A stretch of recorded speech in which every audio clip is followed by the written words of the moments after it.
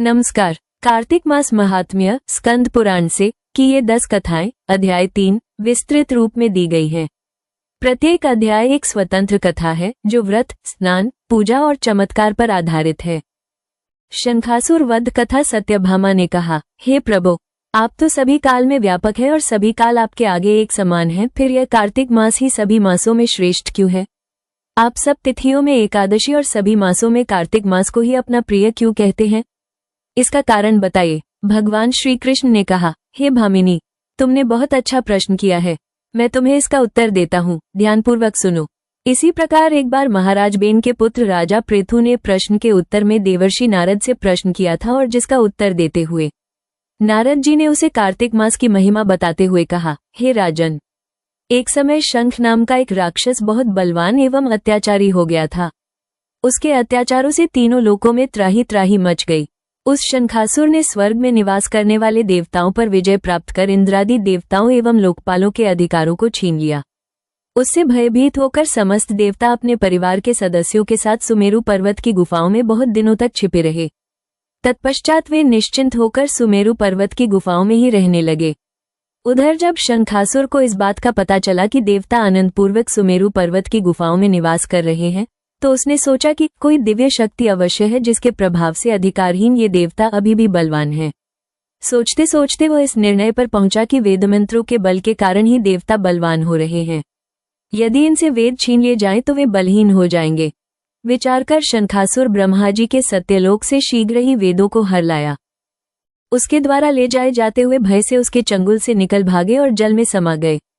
शंखासुर ने वेद मंत्रों तथा बीज मंत्रों को ढूंढते हुए सागर में प्रवेश किया, परंतु न तो उसको वेद मंत्र मिले और न ही बीज मंत्र। जब शंखासुर सागर से निराश होकर वापस लौटा तो उस समय ब्रह्मा जी पूजा की सामग्री लेकर सभी देवताओं के साथ भगवान विष्णु की शरण में पहुंचे और भगवान को गहरी निद्रा से जगाने के लिए गाने बजाने लगे और धूप गंध आदि से बारंबार उनका पूजन करने लगे।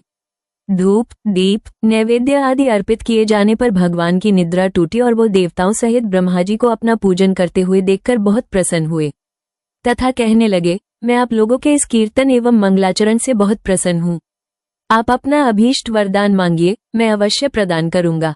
जो मनुष्य आश्विन शुक्ल की एकादशी से देवोत्थान एकादशी तक ब्रह्म मुहूर्त में उठकर मेरी पूजा करेंगे, उन्हें तुम्हारी ही भांति मेरे प्रसन्न होने के कारण सुख की प्राप्ति होगी। आप लोग जो पाद्य, अर्घ्य, आचमन और जल आदि सामग्री मेरे लिए लाए हैं वे अनंत गुणों वाली होकर आपका कल्याण करेगी। शंखासुर द्वारा हरे गए संपूर्ण वेद जल में स्थित हैं। मैं सागर पुत्र शंखासुर का वध करके उन वेदों को अभी लाए देता हूँ। आज से मंत्र, बीज और वेदों सहित मैं प्रतिवर्ष कार्तिक मास में जल में विश्राम किया करूंगा। अब मैं मत्स्य का रूप धारण करके जल में जाता हूँ। तुम सब देवता भी मुनीश्वरों सहित मेरे साथ जल में आओ। इस कार्तिक मास में जो श्रेष्ठ मनुष्य प्रातः काल स्नान करते हैं वे सब यज्ञ के अवभृत स्नान द्वारा भली भांति नहा लेते हैं। हे देवेंद्र, कार्तिक मास में व्रत करने वालों को सब प्रकार से धन, पुत्र पुत्री आदि देते रहना और उनकी सभी आपत्तियों से रक्षा करना। हे धनपति कुबेर, मेरी आज्ञा के अनुसार तुम उनके धन धान्य की वृद्धि करना, क्योंकि इस प्रकार का आचरण करने वाला मनुष्य मेरा रूप धारण करके जीवन मुक्त हो जाता है। जो मनुष्य जन्म से लेकर मृत्यु पर्यंत विधिपूर्वक इस उत्तम व्रत को करता है वो आप लोगों का भी पूजनीय है। कार्तिक शुक्ल पक्ष की एकादशी तिथि को तुम लोगों ने मुझे जगाया है, इसलिए ये तिथि मेरे लिए अत्यंत प्रीतिदायिनी और माननीय है। हे देवताओं, ये दोनों व्रत नियम पूर्वक करने से मनुष्य मेरा सान्निध्य प्राप्त कर लेते हैं। इन व्रतों को करने से जो फल मिलता है वो अन्य किसी व्रत से नहीं मिलता। अतः प्रत्येक मनुष्य को सुखी और निरोग रहने के लिए कार्तिक महात्म्य और एकादशी की कथा सुनते हुए उपर्युक्त नियमों का पालन करना चाहिए। महात्म्य, शंखासुर वध से वेद उद्धार, कार्तिक स्नान का महत्व।